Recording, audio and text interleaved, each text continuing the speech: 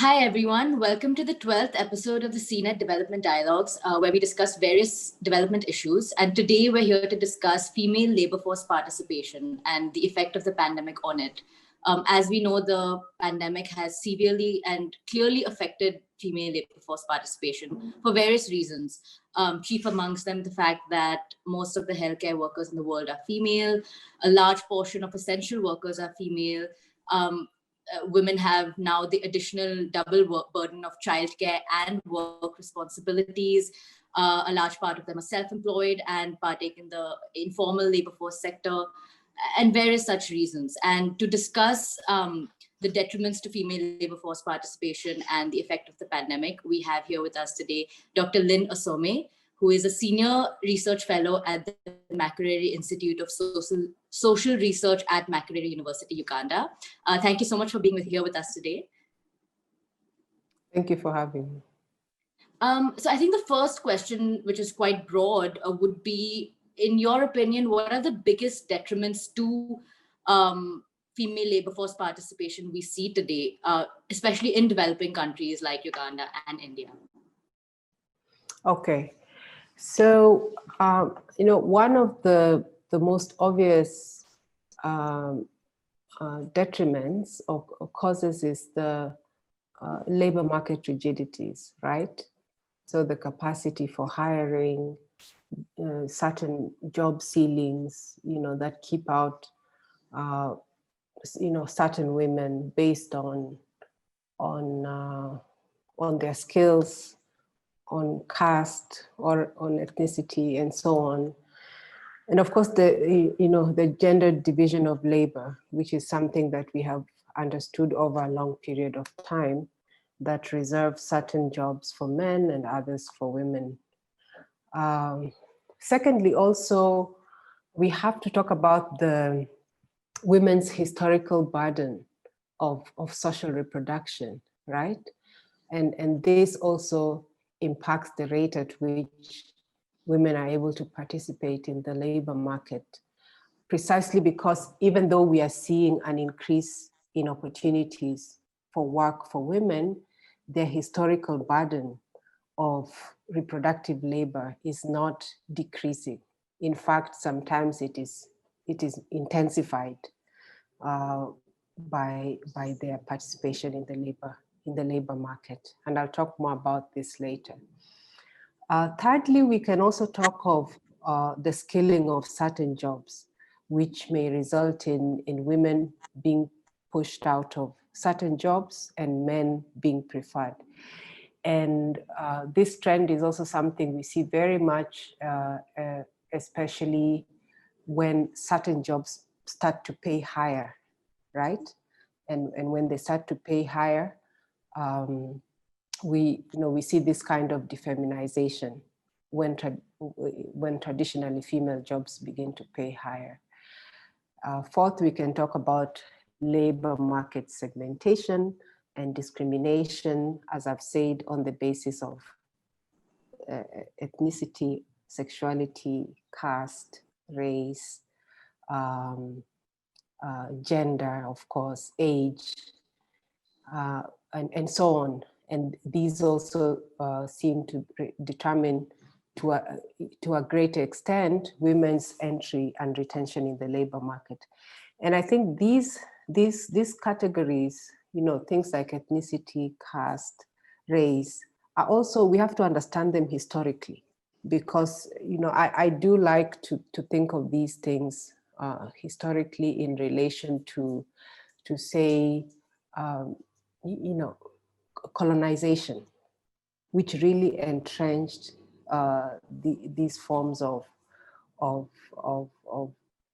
difference as a mode of rule itself, and which were very instrumental also in shaping the market and shaping men's and women's differential experience in the market. And they still persist. So we talk of historical continuities. They take a different form under different phases and forms of capitalism, but they remain very kind of present. And also, there have been suggestions by some researchers about the income effect, right? That the income effect explains women's withdrawal from the labor force at all levels of income, right? But rather, other studies which I tend to agree with more have shown that the reality is that there is a significantly low amount of well-paying jobs, for women, in a sense. So they are not withdrawing because of this income effect, right? What we have is a significant evidence of a low supply of well-paying jobs. So in the absence of suitable employment opportunities, either by private or by public sectors, and inadequate state policies, high and low income households may decide, again, this is something we see a lot in the analysis in India, that certain households may decide to opt out of the labor market, out of labor market participation, and engage in domestic economies. And actually in our own analysis, and this is something that is also quite particular to agrarian economies, because even these household economies are very, whether you're talking of petty commodity production, whether you're talking of of course, food for subsistence, but also producing things that you can sell that are easily available to you. There are things that the labor market participation and the withdrawal from it is really structured also by context. And we see this playing very differently in agrarian context, right? So it is clear that the compulsions of ensuring a minimum level of household consumption, which is a very important factor, is increasingly being born out of the wage economy. And I think this is something that we saw very clearly during the pandemic period. The wage economy is less and less influential in how we understand household consumption, how we understand women's labor, right? Because people were surviving. I always tell my students that we were not walking on the streets meeting dead bodies. It means someone was carrying that burden, even though people were, the wage economy basically collapsed for a couple of months there. So the influence of the wage economy has been tested quite a bit, and household consumption is increasingly being born outside of the wage economy, and therefore without adequate social provisioning, and I'm talking of social provisioning which we have to understand in relation to the state and in relation to the market also, and of course predominantly in the household economy. So in the absence of adequate state provisioning by the state and the market, the household has to bear, this responsibility has to be shouldered by the household sphere. And lastly, we, a less optimistic view of the low female labor force participation rates has been explained in relation to declining or low employment opportunities for female workers. And this is something that we can also see across the countries here. Yeah, you mentioned the importance of colonization and historical burdens, as well as current social stratification like caste and ethnicity that has a role to play in low female labor force participation. Seeing all these elements that you spoke of and touched upon, if you can elaborate on the similarities you see for the lack of progress in countries across Africa as well as India?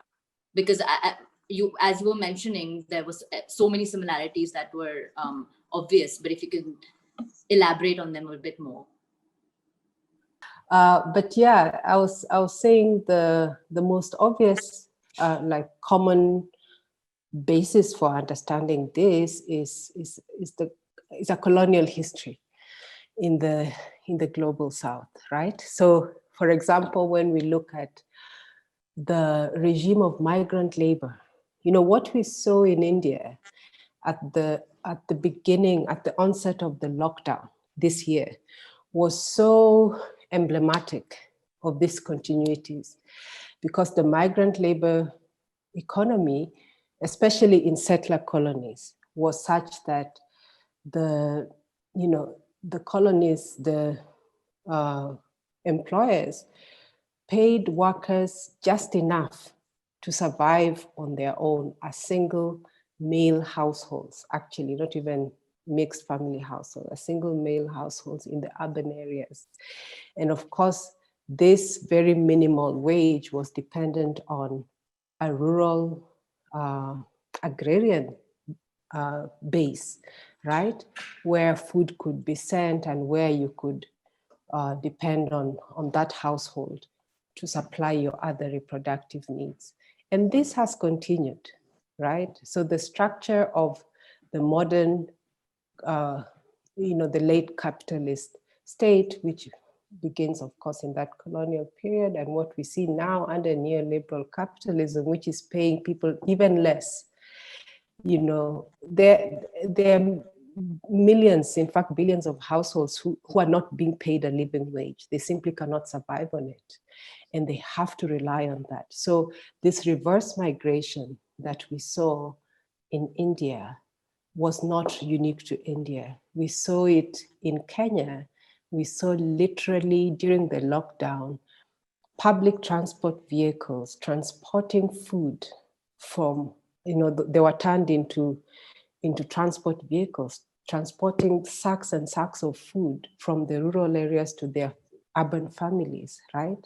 So we continue to see this extreme dependence on, between the rural and urban, but also the ways in which, so this is a factor that really speaks to the gender question, how gender has continued to play out, segment labor, and determine what kinds of jobs are available to women. So, for example, we see a huge concentration of women in the agriculture sector in the rural areas, and there's a reason for this, and less so in manufacturing and industry in urban areas. And of course, caste, race, ethnicity add another layer to that segmentation, because these were always the tools of indirect rule, in a sense. They were very powerful, they were very entrenched. So when we talk about the post-colonial period, when you talk about decolonization, which is not just a political question, but also an economic question, we have to think of these, so, what could be thought of as legacies of a certain mode of rule, right? Absolutely. And you spoke of certain sections like migrant laborers being adversely affected in various countries, and the reasons for which women are in certain positions and not in others, and gendered labor, as you say. Which of these sectors have been the most affected, in your opinion, across these countries that you spoke of? Not just in terms of because they were in these positions because of historical burdens and social stratification, but also because of what they were pushed to during the pandemic and because of it. I mean, one obvious one is you could look at the service sector, which in a form, so when you look at hotels, when you look at, the what we call hospitality industry, that is just another form, what we call affective labor or care labor, right? That has been kind of institutionalized and get paid, but of course they remain at a very low level in terms of pay. These were very early casualties. So when you look at that kind of labor in the hospitality industries, tourism itself, because in many countries, when you're thinking even of Thailand, for example, certain parts of India, if you can think of places like Goa, if you can think of the coastal cities in Kenya, Mombasa, there is a huge industry there that is attached to certain forms of female entertainment that is attached to whether you're talking of sex workers, whether you're talking of massage, all these things were affected. So there was service. There was, of course, we saw the effect it had on industry, on manufacturing. All these things kind of came to a standstill. But those are not areas, those are not sectors that have a high concentration of women. They have a high concentration of men, but still there's a gendered effect and a huge effect on the household, because in the absence of those wages that were being earned there, that huge burden of responsibility fell back into the household. So in many countries, in Uganda, for example, very early on, and even in Kenya, when the lockdown happened, one of the sectors that the government did not shut down was the food sector. So people who are selling food in the market were allowed to continue. And the condition for that was that they would be quarantined in the market. So this was, of course, a recognition that you are going to allow certain, if you don't do that, people are going to starve, and you're facing a rebellion in a sense. The majority of those people who were selling food, who were forced to be in the market, were women. They had to be there day in, day out for at least the first month and a half. There was no option to leave. And of course, there is also a cost of that in terms of home. So what we saw were trade-offs. What we saw were governments making very pragmatic decisions, because it came down to a question of survival. The wage economy collapsed for a couple of months. That was just not an option.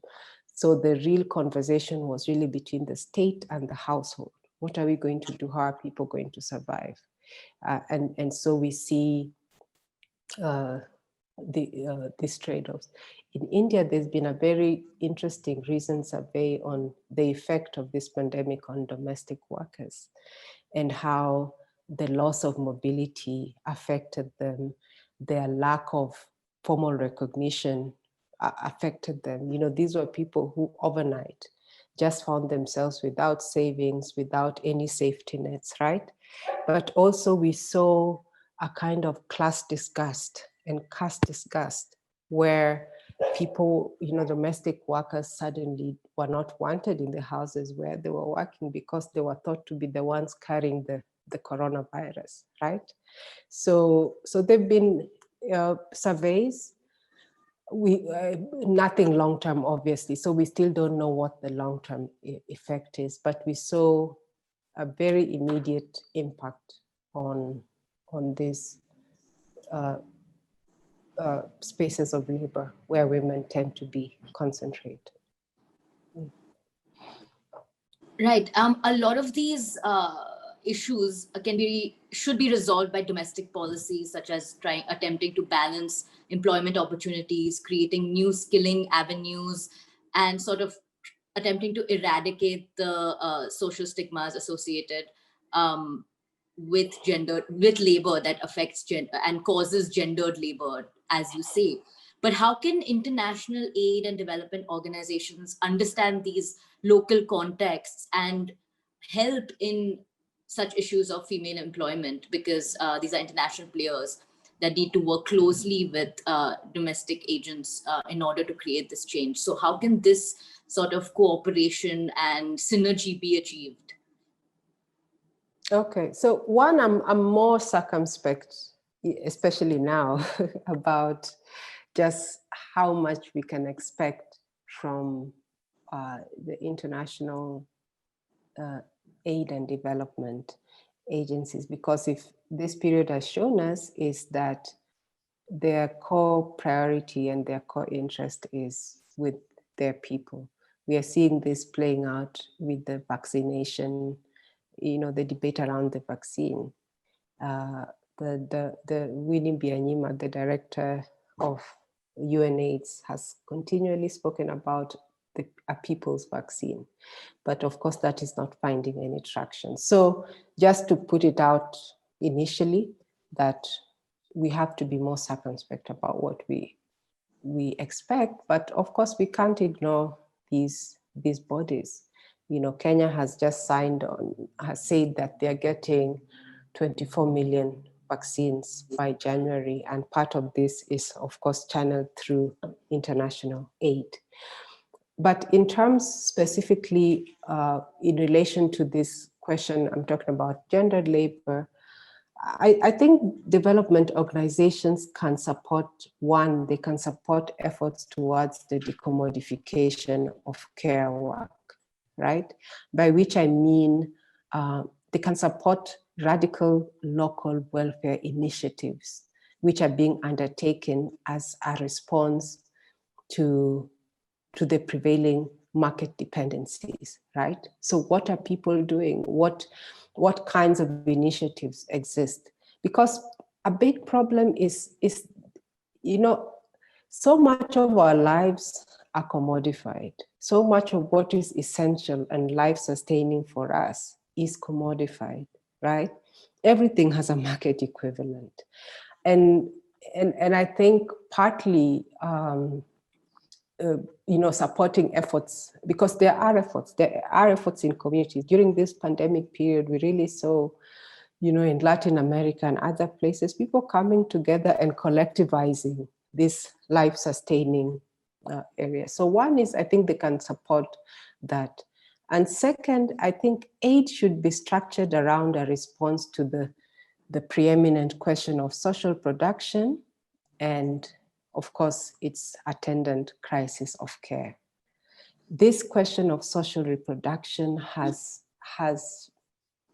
shown, it's not a new question by any means. Like I was talking about the colonial history, it's always been a basis. It's always been, to use a post-structuralist term, a condition of possibility of capitalist exploitation, whichever way you look at it. But this pandemic period has kind of shown it in very stark relief, how much our economies depend on this care labor, on the social reproduction, which is labor performed predominantly, although not exclusively, by women. And it has shown,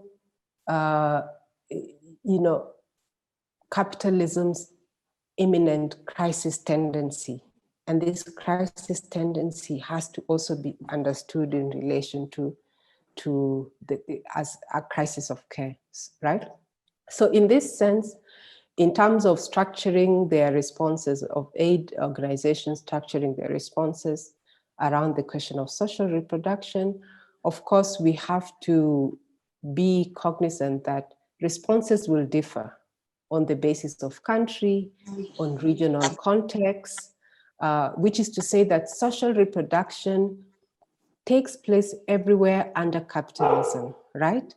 But the areas, the domains, and how we understand social reproduction, say in Norway and Scandinavia, right?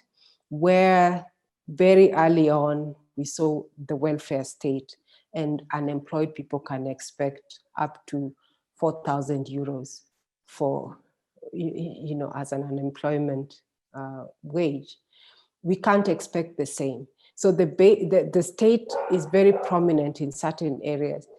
in our own context and in my own theorization, I've been looking at the agrarian economy and land, the access to land, access to the commons, access to forests, right? Just even for foraging is very critical for the survival of much of the third world. Many people survive on that. So even as we are saying, aid has to respond to the different contexts of social reproduction. In a country where the state is more prominent in terms of providing social grants, right? In India, where you have the cash transfer or the rural employment guarantee scheme, right? Is it possible to match the funding that is being put in there? In areas where it is forests and access to the commons, can we find money to ring fence some of those domains, right? Can we find ways of protecting or even expanding the commons? So context matters. It's very important to understand what we are, because otherwise then we submit to very blanket demands. And so identifying the basis upon which social reproduction is taking place, I think is very important. We have to make clear demands. Otherwise, part of the problem with the neoliberal governance, which aid organizations are not spared, has been this one size fits all, which we critique a lot. Yeah. Right. I think you put it well, that the pandemic has brought so many of these issues to light that we can, I mean, a small silver lining is that we can work backwards and kind of try to tackle these issues at the head. And several of these players can work together in accomplishing that. It's a long task ahead for all of these countries, I feel, but I think if we take the lessons we've learned through the pandemic to heart and work towards it, then I think we can have a better future for female labor force participation. So thank you so much again for being here with us today and discussing several issues. Thank you so much for having me. Thank you. Yeah, all right.